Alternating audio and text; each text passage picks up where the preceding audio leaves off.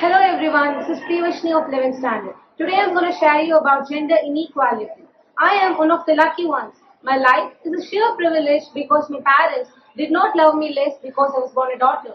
My school did not limit me because I am a girl. My teachers did not assume that I would go less far because I am a girl. I started questioning gender-based assumptions a long time ago. The more I have heard about feminism, the more I have realized that fighting for women's rights have become synonymous with man-hating. Feminism has got such a bad name today. People think that feminism is berating men or hating on men, which it's not. Women are just saying to give us the joy or the ability to make our own decisions without being judged, with the freedom that men have all these years. For the record, feminism by definition is the belief that both men and women should have equal rights and opportunities. It is a theory of the political, economic, and social equality of the sexes. And if you still hate the word, it's not the word that's important, it's the idea and the ambition behind it. Because not all women have received the same rights we have.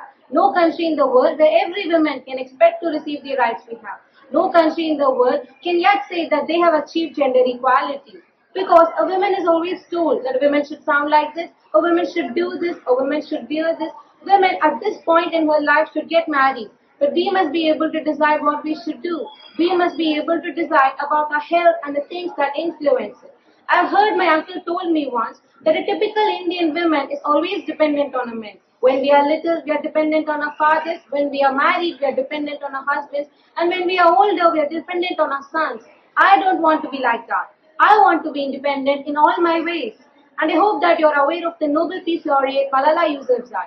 Malala is the name of a 19th century Afghan freedom fighter. It's a soft-sounding name that certainly packs a punch and how appropriate for the person who bears it. Her name is a sort of seared into our memories when news broke that a 15-year-old girl was shot in the head by a Taliban on her school bus. This courageous, eloquent, and inspiring girl becomes the light for about 130 million girls who are missing out on an education because they have to work or they have to get married by the age of 12 or they have to look after their younger siblings, denying them the fundamental right to education. And the Malala Fund is working tirelessly to ensure 12 years of school for every girl worldwide. A girl child or a woman is an easy target and is usually at the receiving end of abuse, which more often than not goes unreported. 16 December 2012, a black day, the day every Indian woke up to come face to face with a hideous, painful rape incident that incited horror, shame, and anger throughout the nation. It was the every Indian's turning point. A 23-year-old medical intern in Delhi was brutally gang raped in a moving bus. It wasn't a nightmare, but it was a reality even worse.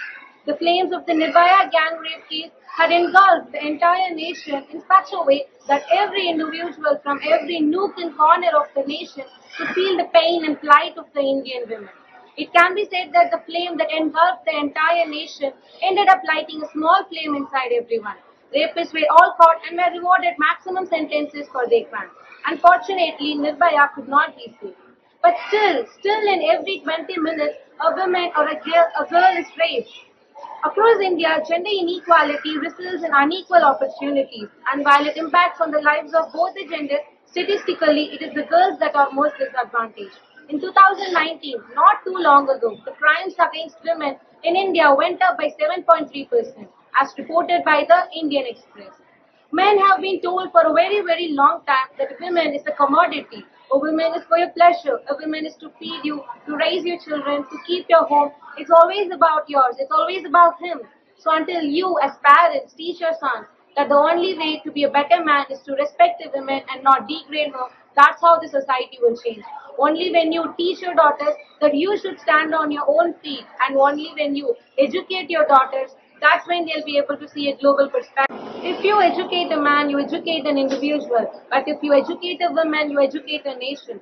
Education is the most powerful weapon which we can use to change the world. Education is one of the blessings of life and one of the necessities. Dear brothers and sisters, one pen, one book, one child, and one teacher can change the world. Education is the only solution. I repeat, education is the only solution. Thank you.